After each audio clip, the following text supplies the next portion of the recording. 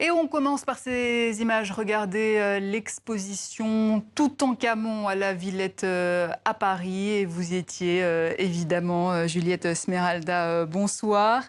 Bonsoir. L'Égypte n'a aucun secret pour vous et vous le partagez dans cet ouvrage, Cheveux d'appoint, perruques, tissage, rajout, de l'Égypte antique à nos jours aux éditions Assamala. Question pour ceux qui ne le savaient pas déjà, Toutankhamon, est-ce que le célèbre pharaon était noir ? Eh bien, c'est justement la question, on va dire, problématique par rapport aux égyptologues occidentaux qui soutiennent qu'il était blanc ou qu'il était métis. Mais pour vous? Et pour moi, je crois que j'ai tranché dans l'ouvrage. J'ai fait le choix de... Bah, dites-le aux téléspectateurs, Non, alors. pour moi, Toutankhamon, mais quand on voit ses parents, c'est ce qu'on appelle un kamite aujourd'hui, un Remetou de l'Égypte antique, parce que les Égyptiens Un kamite, anciens, un négro c'est africain. un Africain noir, comme on veut, mais il s'était donné des noms. Et les Égyptiens anciens s'appelaient en réalité Remetou. Donc j'ai utilisé bien le vocabulaire que eux utilisaient aussi pour se désigner. Alors, selon vous, il était noir, tout comme l'ensemble de l'Égypte Comme ancienne, en l'ensemble fait. de... Oui, si on considère la question à partir des dynasties, toutes les premières dynasties sont négro-africaines, elles sont kamites, elles sont remetou. Et puis, à partir des invasions qui arrivent bien plus tard, quelques millénaires plus tard, bien, il y a des métissages en effet. Alors, comment expliquer cette interview du Point? Vous en parlez dans votre livre, Le point daté du 11 avril 2019, lors de l'expo Toutankhamon à la Villette. Celle de l'égyptologue française Bénédicte Loyer, Toutankhamon, nouvelle victime du complotisme, point d'interrogation, où elle remet en cause l'africanité noire de l'Égypte antique. Théorie farfelue, complot noir, dit-elle, émise par des africano-centristes.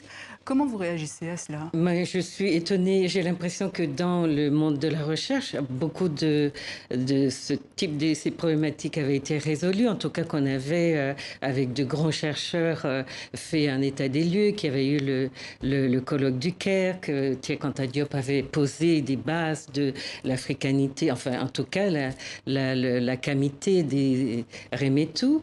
Et puis là, on a l'impression que c'est une jeune chercheure, hein, une jeune égyptologue.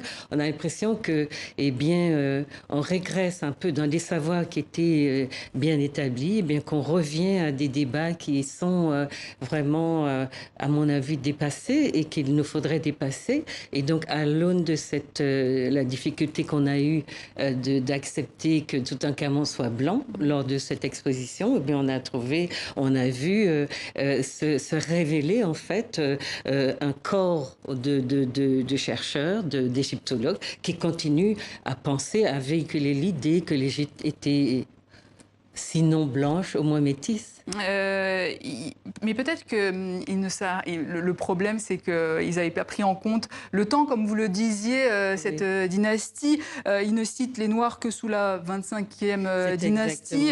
C'est peut-être ça l'explication. Mais c'est ça le problème. Mais aussi, les Kamites le croient aussi. Beaucoup de Kamites pensent que l'Égypte, que le noir n'apparaît dans la lignée des pharaons que sous la 25e ou 26e dynastie. Mais oui, l'idée que, enfin, ce qui m'a intéressé dans la déconstruction de ces problématiques qui, à mon avis, sont dures et de manière inconsidérée, c'était de reprendre la problématique en hiérarchisant les dynasties et en cherchant les phénotypes qui étaient dominants à chaque dynastie, sous chaque dynastie. Et pour construire ce livre, justement, vous avez pris en compte le témoignage de plusieurs experts en la matière. Comment on fabrique un livre comme celui-ci? C'est une chose compliquée. J'ai dû faire une école d'égyptologie aussi pour bien comprendre d'abord les dynasties, la vision qu'avaient les Égyptiens ou les Remetou de leur esthétique, de leur corps, et Et tout ce que je trouve, bien sûr, en m'inspirant de beaucoup des travaux de Cheikh Anta Diop, mais de beaucoup d'autres chercheurs, y compris des Occidentaux. Et il s'agissait de montrer qu'à travers l'esthétique, qu'on ne pouvait pas avoir créé une esthétique qui prenait en compte la spécificité du cheveu crépus et de la peau noire si on ne le portait pas, on ne les portait pas à soi-même.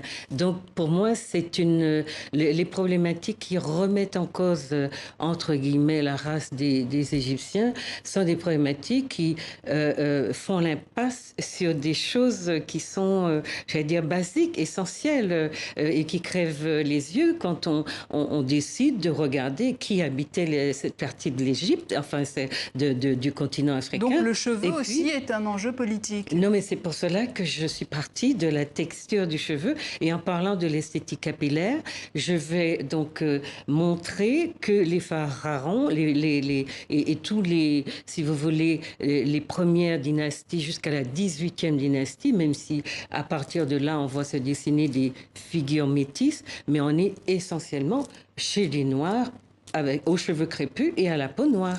Question, le nez cassé du sphinx de Gizeh. Est-ce que vous avez la réponse? Non, on n'a pas de réponse. Et puis, il y a plusieurs hypothèses, en tout cas. Il y a beaucoup d'hypothèses, mais il y a, en tout cas, des chercheurs s'occupent aujourd'hui de comprendre pourquoi, justement, tous les pharaons noirs, nègres, comme on veut, ont le nez cassé. Et puisque ce sont d'ailleurs les Européens qui ont établi que les traits négroïdes, entre guillemets, étaient donc les nez épatés et les grosses lèvres, etc. Donc, du coup, comme ils sont tous cassés aujourd'hui et qu'il est question de remettre en cause, justement, la camité des Remetou, eh bien, la question se pose. Pourquoi est-ce que les nez sont cassés? Donc, il y a des chercheurs qui s'occupent de nous trouver des réponses, à mon avis, qui sont des réponses scientifiques. Voilà, parce que certains parlent même d'imposture scientifique, un blanchiment pathologique des héritiers de l'Égypte, un déni des Blancs. Pour Ivan Van Sertima, il s'agit d'un génocide culturel. En gros, l'histoire conventionnelle a ignoré les débats africains et leurs contributions, tout simplement. Mais jusqu'aux mathématiques, jusqu'aux momifications. Mais quand vous prenez les questions qui se posent aujourd'hui sur l'Égypte, sur l'apport des Noirs à la civilisation, on est toujours dans des débats très éculés, un refus assez systématique de reconnaître l'apport des Noirs au monde. Et franchement, quand j'ai fait le choix de partir des premières dynasties en travaillant sur l'esthétique capillaire et puis beaucoup d'autres aspects, hein, le parfum, les coiffures, le rasage du crâne, la coloration des cheveux, le maquillage. On remonte donc aux Remetou, qui sont ceux-là qui apportent, au-delà des mathématiques, etc., qui apportent leur conception de l'esthétique au monde. Et le monde entier s'inspire de cette esthétique et est aujourd'hui, c'est une esthétique qui est pratiquée partout où on va. Donc, il s'agit de bien casser le mythe du métissage du Remetou, d'accepter qu'il était donc un personnage